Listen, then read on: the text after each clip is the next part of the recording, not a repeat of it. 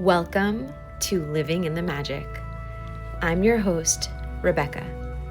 This is a space for soul-led healing, awakening, conscious living, and remembering who you came here to be so you can move through life with intention, intuition, and the quiet power of your inner magic.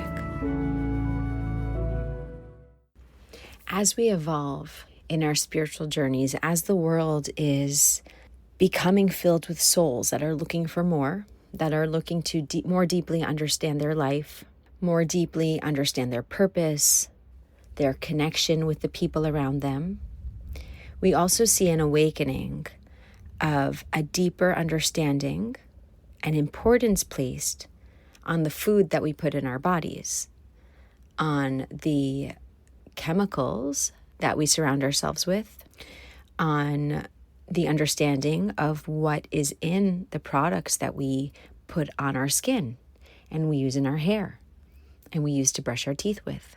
And it all stems from a greater awakening and a deeper understanding of consciousness, of asking questions, of people getting to the place and understanding that we are not meant to blindly accept or listen or follow to anything anyone does or tells us to do. It's okay to have someone who you trust, someone to go to when you're unclear and you need guidance.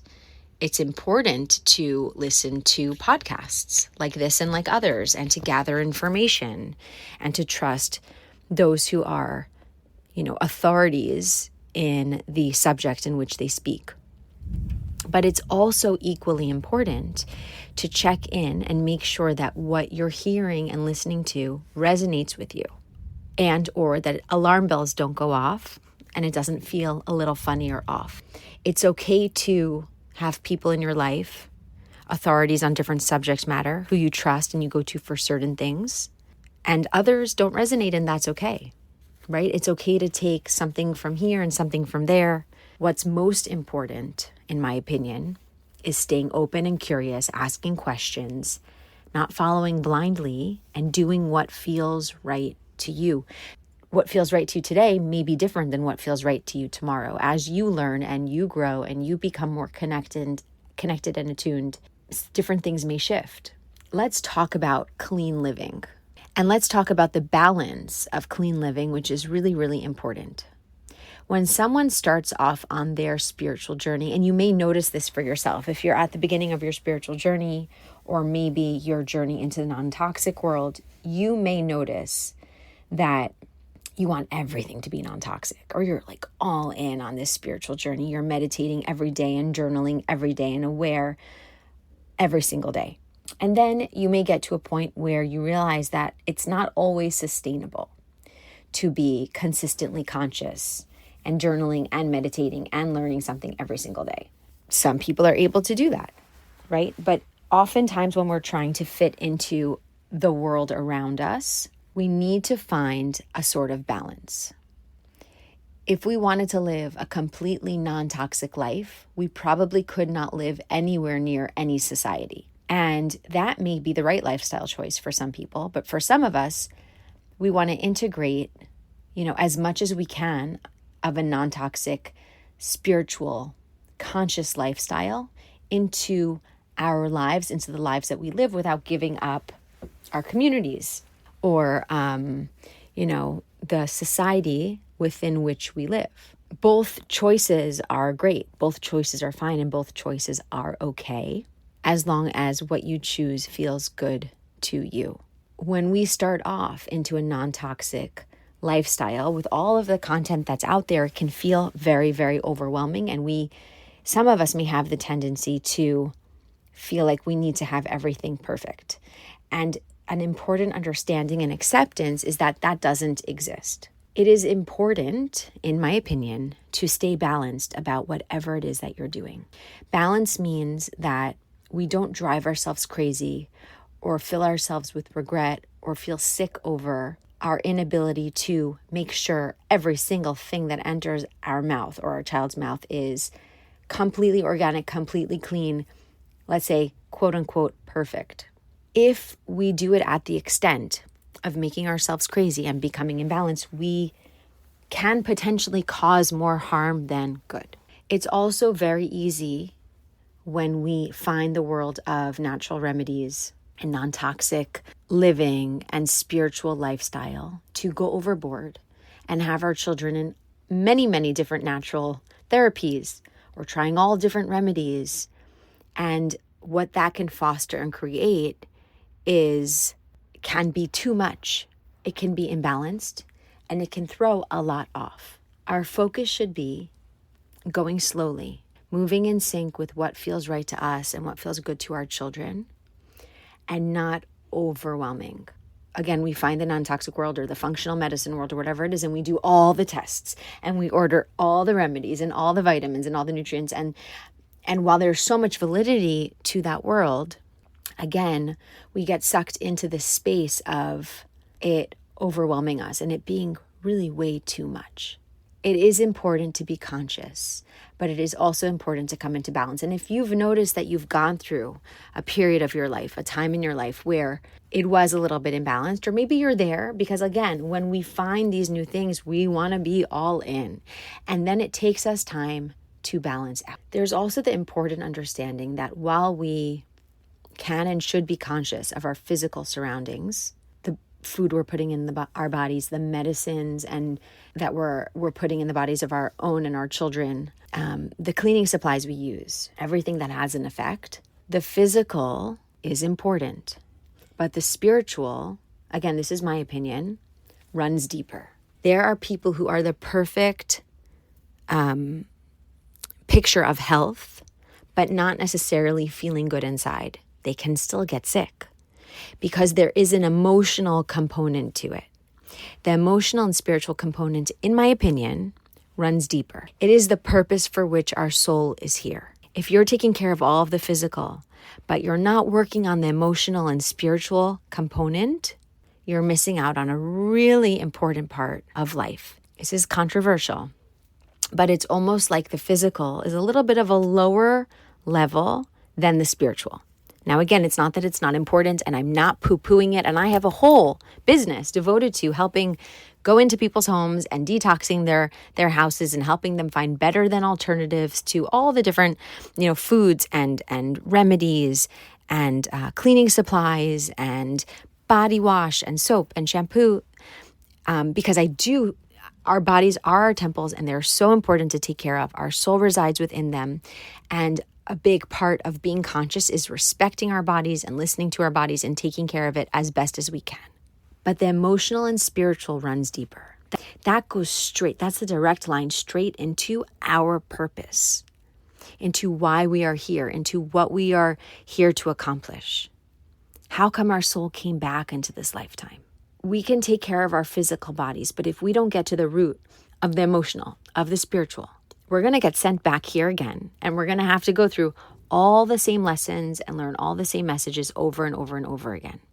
It is easier to take care of the physical body because it's more, 1 + 2 = 3. It's things that we can purchase. It doesn't take the deep internal struggle and strife that emotional and spiritual work does. Taking care of our physical means we live on an island and we only have to worry about our bodies and the bodies of those around us, which is, again, important. I'm not diminishing it by any means. The spiritual is going to affect everything on the physical. Working on the spiritual and emotional is what's going to allow all of the physical remedies to actually be absorbed and work and to not have those same ailments come back over and over and over again. For example, you have somebody who gets strep throat over and over and over again.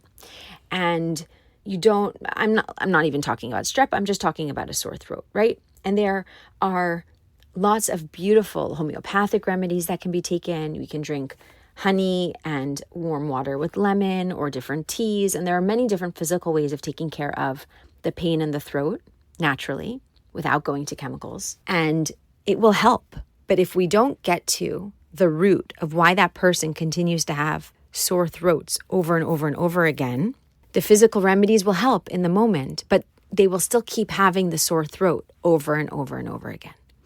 Getting to the emotional and spiritual root of the sore throat is what will keep the sore throat from coming back over and over. Maybe the person will not get sore throats anymore at all, or maybe it will be far less frequently. And when they get a sore throat, they know, oh, I understand what my emotional and spiritual work is. I understand that when I get a sore throat, it's because there are words I needed to say and I didn't say, or I didn't put up the boundaries that I needed to. And there are many other reasons why emotionally or spiritually could be at the root of a person getting a sore throat. But any sort of repetitive pattern that we have or ailment that comes in. I had a client who was a child who had an ache in their leg, and the ache developed. She strained her muscle. In talking to her about it with her mom present, what came up was the week before, there was a counselor who was yelling at her for no real reason, to the point where, it was so not okay that another child contacted her mom to tell her she came home saying that this counselor just kept yelling at this little girl. So a few days later, the girl was at camp running and she got this pain in her leg, like an ache, but it didn't go away. And it allowed her to stay home from camp for a few days. And when we went into it, we realized that, sure, what could we do physically for a sore muscle, right? For a pulled muscle? We can use arnica, if anyone's familiar with that, either topically or orally. We could use a heating pad. We could do an Epsom salt bath. We could use magnesium lotion. I'm sure there are more that I'm missing. And I'm throwing all of these, examples out there, and I'm not a doctor or medical professional. And so if you feel like you have a sore ache, always check in with your medical professional. There are lots of physical things we could do for that strained muscle.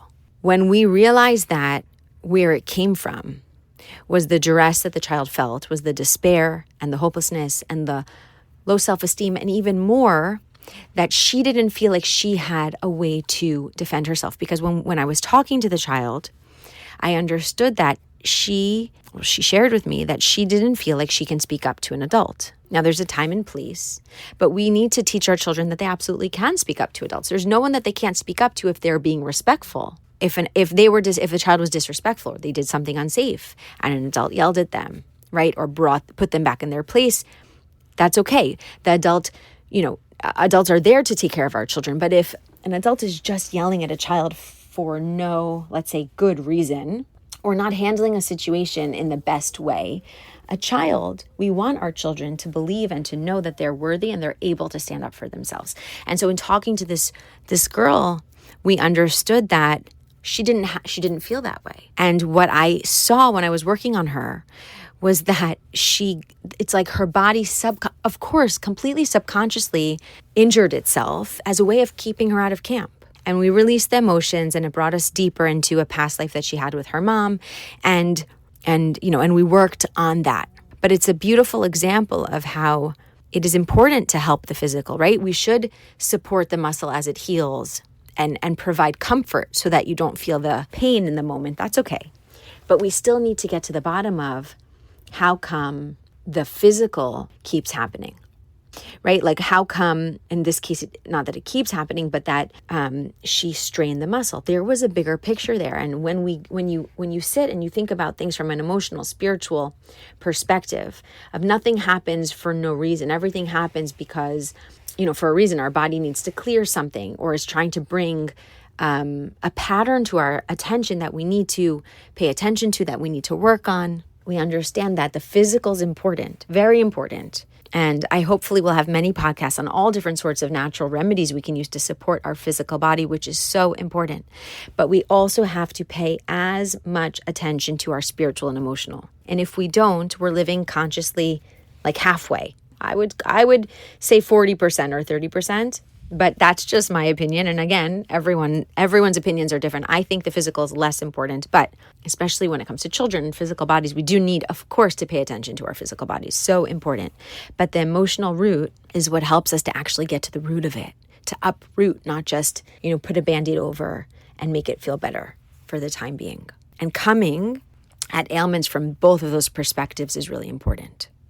So the non-toxic world is rearing its head more and more because I believe the spiritual world, the world of the conscious mind, people waking up, people understanding I'm supposed to ask questions, I'm not supposed to just do what I'm told all the time, is an elevated level of consciousness. It's showing that our world is waking up in so many different ways. We are opening our eyes and we're saying, nope, I'm not going to just accept life the way it is. Nope, I'm not going to just allow other people to dictate to me what is best for me, physically or emotionally. I'm learning how to listen to myself, to be in tune with what is right for my body, to understand that life is here for a much bigger purpose. We're not just supposed to wake up in the morning, go to work, come home, eat dinner, go to bed, repeat, have some kids, buy a house. There's so much more out there for us. And this awakening of a deeper understanding of the non-toxic world and the emotional world is a key component of this. And so I ask you, where in your life can you take this to another level? Where in your life can you look and see, I can be a little bit more non-toxic? Or maybe, where do I need to be a little bit more balanced? Because going to an extreme in any of this, whether it's the non-toxic world, the physical stuff I'm talking about, or the spiritual, what we end up doing is we then turn other people off. We isolate ourselves and we make ourselves crazy. It's rare to meet someone who's living a completely non-toxic life and talking the spiritual language all the time, who's not in the same time making people feel bad about it or making people feel like they don't, like, inferior, right? It's so important to stay balanced, to stay true to our values and what's really important to us, but to stay balanced about it, because then what we do if we're not balanced is we turn people off to it. Most importantly, the people around us who we want so badly to connect to it. Prolonged exposure to plastic has been shown to have negative side effects. However, touching a plastic bottle one time is not going to give anyone cancer. And I don't know what was happening in that house. I'm not going to judge it. But for a 9-year-old to say that, something had to have been said or scared her into believing. And then you have the families who are super, super, super strict. And the children are going crazy at a friend's house, right? They grow up and all they want to eat is junk food. I have a client I worked with who they were not allowed to have any junk food in their house. And now her and some of her siblings, they all have like an addiction to junk food where they still hide it in their homes. As adults, they hide it because they really grew up with this like total inflexibility and inability to have any of it. And so when they can, they just go nuts. We want to raise our children to be educated. We want to educate ourselves. But when it's not in balance, also what ends up happening, like when we put ourselves on a strict diet, it's never something that lasts forever. We always end up breaking it. And when we break it, we feel like a failure. When we break it, we feel like we did something wrong. When we break it, we weren't strong enough. And then we usually binge in the opposite direction. Now, there are times to do more extreme cleanses for sure. Absolutely.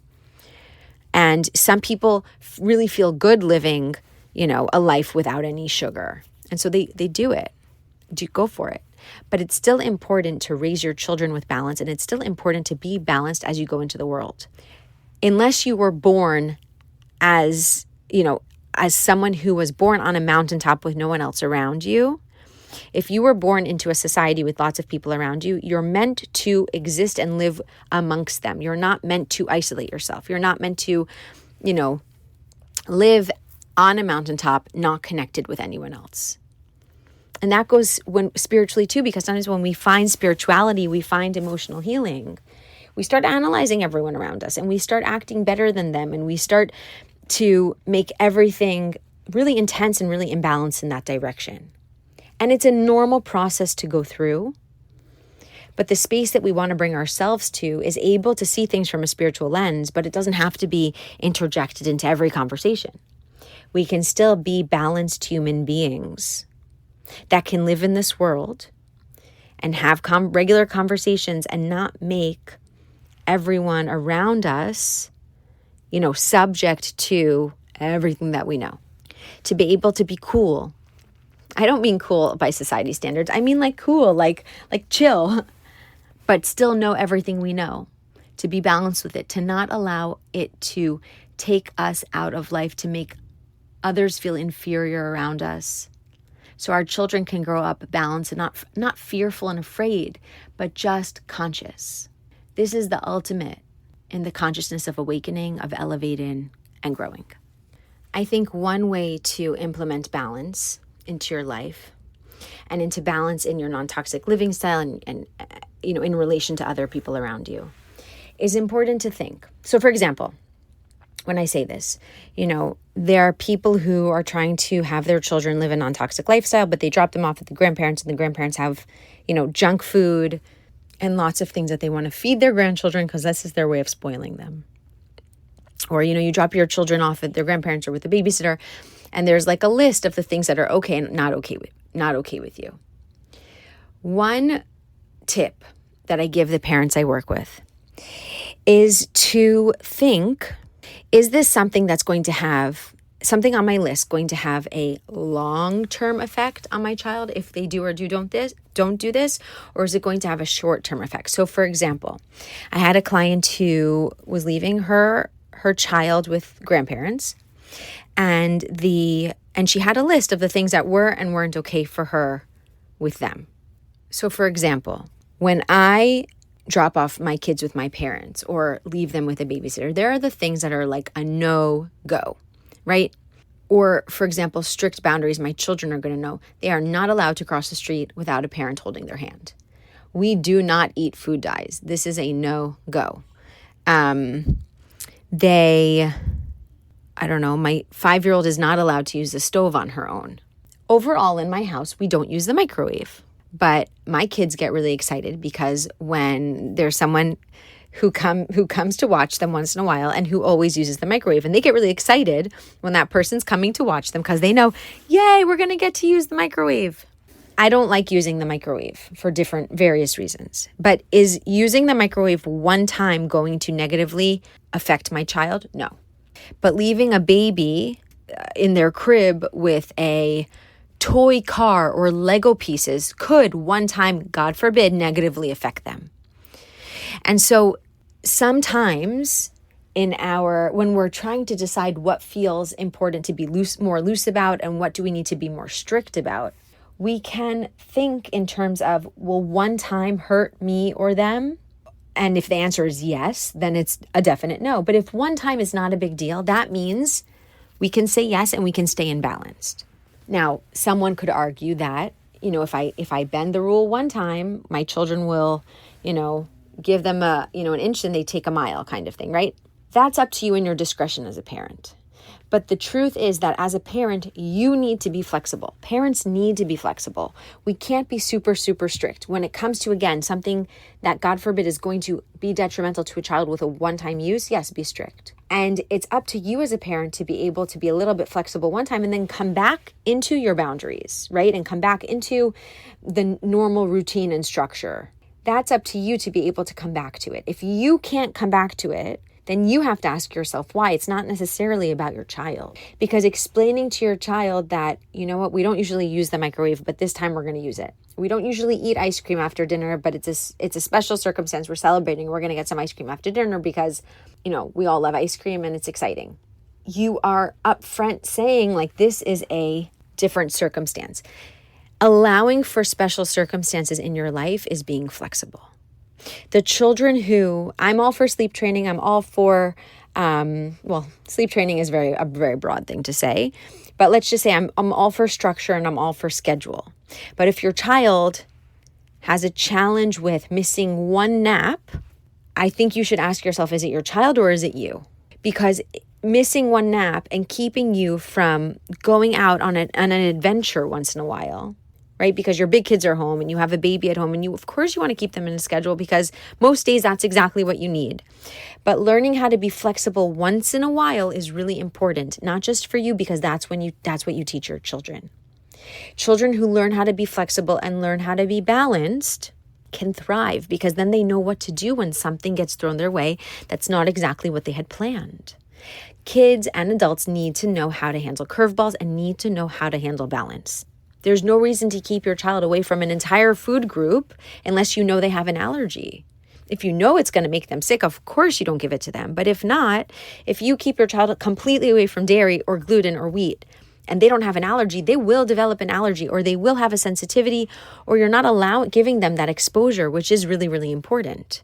Now, you don't have to grow them on lots and lots of dairy or lots and lots of wheat, but a good quality one, in increments when they themselves don't have an allergy is really important because it allows them to live in balance with the world.